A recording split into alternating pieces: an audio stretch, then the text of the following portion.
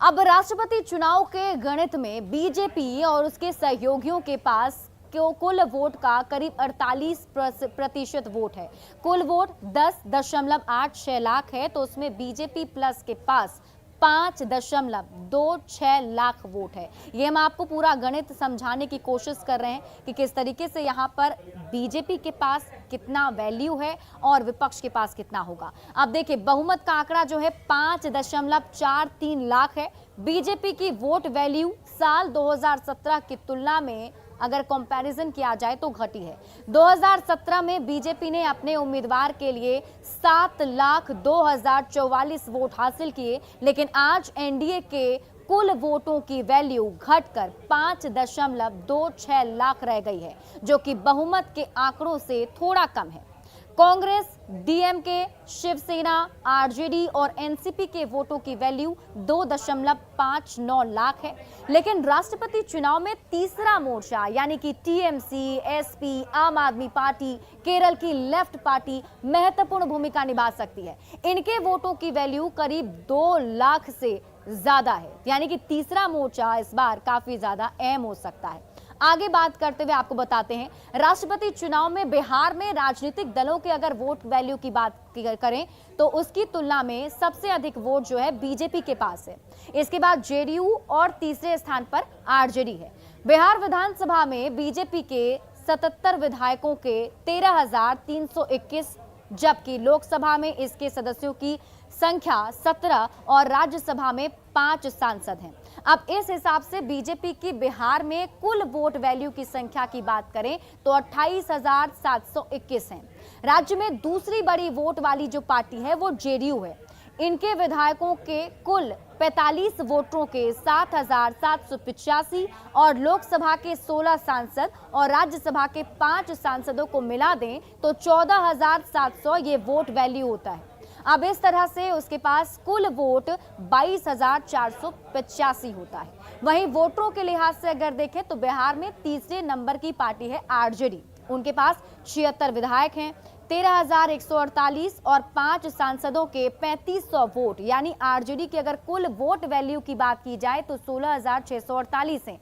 कांग्रेस के 19 विधायकों की 3,287 और 2 सांसदों को अगर मिला दें, एक लोकसभा और एक राज्यसभा के, तो 1,400 वोट हैं। इसी प्रकार कांग्रेस की कुल वोट वैल्यू 4,687 है। अब जरा बिहार में छोटी पार्टियां जो हैं उनके पास कितना वैल्यू मौजूद है उसकी बात करते हैं। सबसे पहले बात रालोजपा की, तो 5 सांसद हैं तो वैल्यू हो गया 3,500। लोजपा रामविलास की तो एक ही सांसद हैं, वैल्यू हुआ 700। भाकपा माले की तो इनके पास 12 विधायक हैं, इनकी वैल्यू 2,076। एआईएमआईएम की 5 विधायक हैं, इनका वैल्यू 865 है।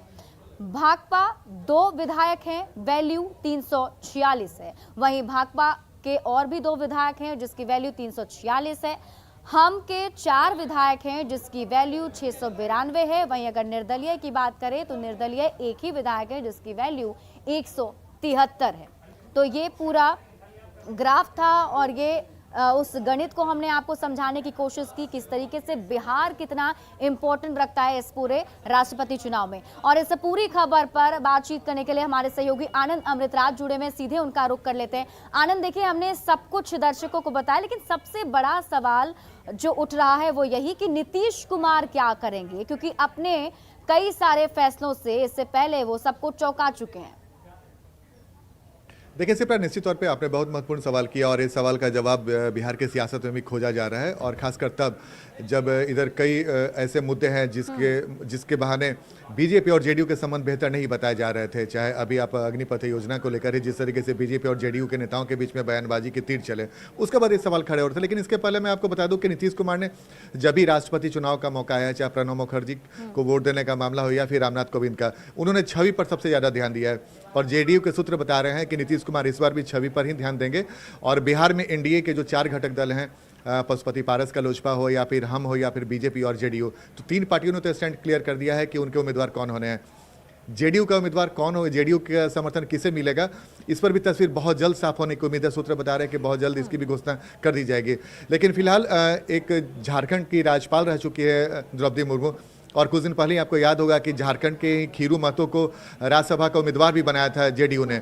तो जेडीयू के नज़र में भी झारखंड बेहद महत्व रखता है, तो इस वजह से भी माना जा रहा है कि जेडीयू का झुकाव क्या हो सकता है।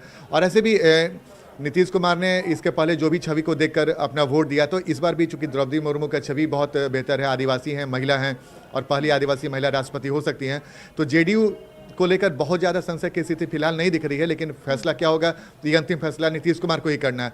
लेकिन इतना तो तय है कि बिहार की सियासत में जो भी फैसला जेडीयू करेगी उसका दूरगामी परिणाम भी देखने को मिल सकता है, क्योंकि अगर द्रौपदी मुर्मू के पक्ष में वोटिंग करता है जेडीयू, तो इसका मतलब साफ है कि 2024 तक एनडीए के एकजुटता पर कोई सवाल खड़े नहीं होंगे। लेकिन अगर कुछ फैसला प्रत्याशित होता है जिसकी संभावना फिलहाल कम दिख रही है, तब बहुत कुछ सियासत में समीकरण बदल सकते हैं। लेकिन इसी वजह से मैं आपको बार बार बोल रहा हूँ कि बहुत जल्द इसकी घोषणा हो जाएगी। आनंद, और इसके पहले ये इसलिए सबकी निगाहें जो है कहीं ना कहीं नीतीश कुमार पर टिकी हुई हैं और देखना होगा उनका फैसला क्या होता है और उनके फैसले का असर क्या होता है। बहुत बहुत शुक्रिया तमाम जानकारी